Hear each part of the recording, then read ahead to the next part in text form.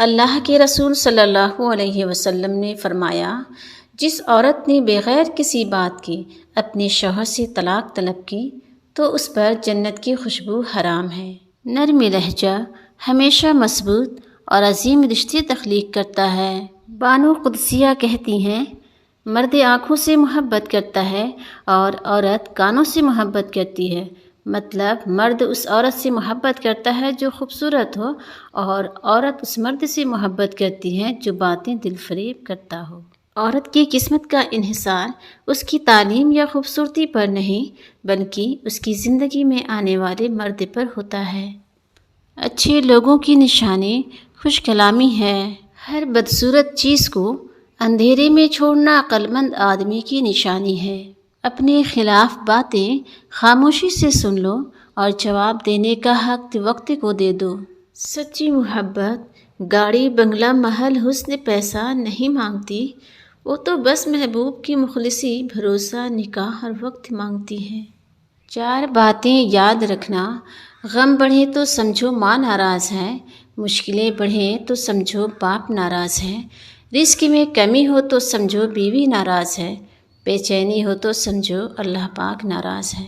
عورت ساری مصیبتوں سے تنہا لڑ سکتی ہے اور اسے یقین ہو کہ اس کا مرد اس کے پیچھے کھڑا ہو۔ مانگی ہوئی محبت کا مزہ بگڑی ہوئی شراب جیسا ہوتا ہے۔ بانو قدسیہ کہتی ہیں، جب آپ کو معلوم ہو جائے کہ جس کو آپ چاہتے ہیں اس کے لیے پہلی ترجیح نہیں ہے تو لڑنا بند کر دیں، شکوے شکایت نہ کریں، کیونکہ اس احساس کے آگے اذیت کی ندیاں بہتی ہیں۔ اہمیت الفاظ کی ہوتی ہے مگر اثر ہمیشہ لہجوں کا ہوتا ہے۔ جہاں عزت، سچائی اور خلوص نظر آئے وہاں دوستی کا ہاتھ بڑھاؤ، ورنہ تمہاری تنہائی تمہاری بہترین ساتھی ہے۔ اپنی ذات میں ایک ایسا انسان ڈھونڈو جسے اپنے لیے ہی نہیں بلکہ دوسروں کے لیے بھی جینا آتا ہو۔ تعلق رکھنا کوئی کمال نہیں، تعلق نبھانا کمال ہے۔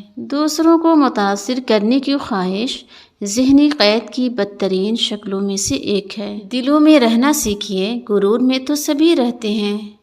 رب سے اور ماں باپ سے دور رہ کے انسان پریشان ہی رہتا ہے۔ پیسہ کہتا ہے مجھے حاصل کرو اور سب کو بھلا دو، وقت کہتا ہے میرے پیچھے چلو باقی سب کو چھوڑ دو، مستقبل کہتا ہے میرے لیے کوشش کرو باقی سب بھلا دو، اور اللہ صرف اتنا کہتا ہے مجھے یاد کرو میں سب کچھ تیرے قدموں میں ڈال دوں گا۔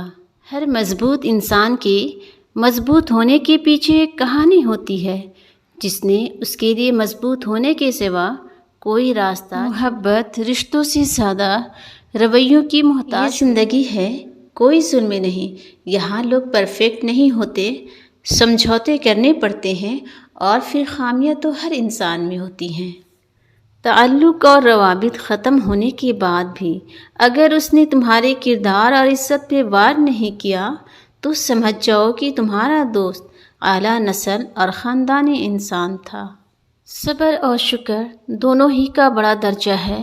صبر مصیبت کو ختم کرتا ہے اور شکر نعمتوں کو۔ برداشت بزدلی نہیں بلکہ زندگی کا ایک اہم اصول ہے۔ جس دل میں قوت برداشت ہو وہ کبھی ہار نہیں سکتا۔ اگر آپ بیٹیوں کو علم سے تراش کر ہیرا بنائیں تو کسی جوہری کو تھمائیں، عام کو نہیں۔ علم اہل علم کے لیے ذخیرہ جبکہ کباڑی کے لیے ردی ہے۔ انسان ڈاک کے ڈبوں میں موجود خطوں کی مانند ہو گئے ہیں، ایک دوسرے کے قریب تو ہیں لیکن کوئی نہیں جانتا کہ دوسرے کے اندر کیا ہے۔ انسان کو پہچاننا آج کل بڑا ہی مشکل ہو گیا ہے، کیونکہ تصویر کو فلٹر سے نکھارا جاتا ہے اور کردار کو اداکاری سے بدلا جا رہا ہے۔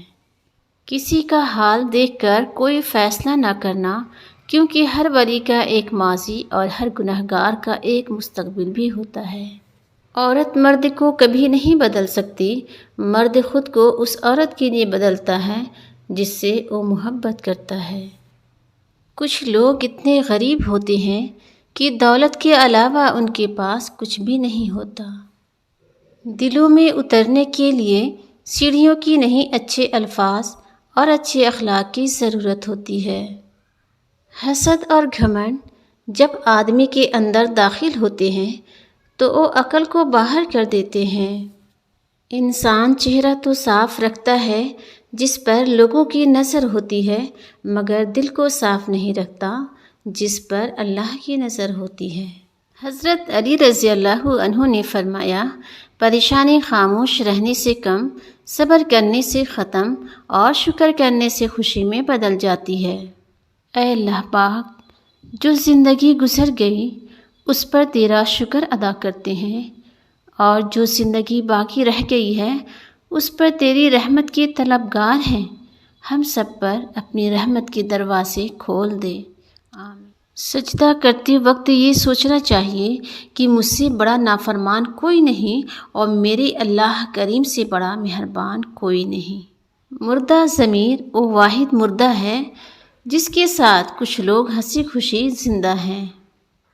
وقت بہت بڑے اور گہرے زخم دیتا ہے، اس لیے گھڑی میں پھول نہیں سوئیاں ہوتی ہیں۔ امید دینے والے بنے، آپ کے پاس سے جو اٹھے آپ سے امید لے کر اٹھے اور مسکراہٹ لے کر جائے۔ عاجزی اختیار کرنے والے کبھی نہیں شکست کھاتے۔ دنیا نے متکبروں کا ٹوٹ جانا ہمیشہ دیکھا ہے۔ وقت کو پیدا کرنے والے رب کو وقت دے کر تو دیکھیں، وہ ہمارا وقت بدل دے گا۔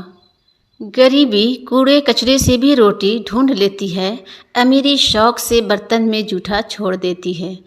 تکبر کرنے والوں کی کبھی عزت نہیں ہوتی، وہ ڈالی ٹوٹ جاتی ہے جو جھکنا چھوڑ دیتی ہے۔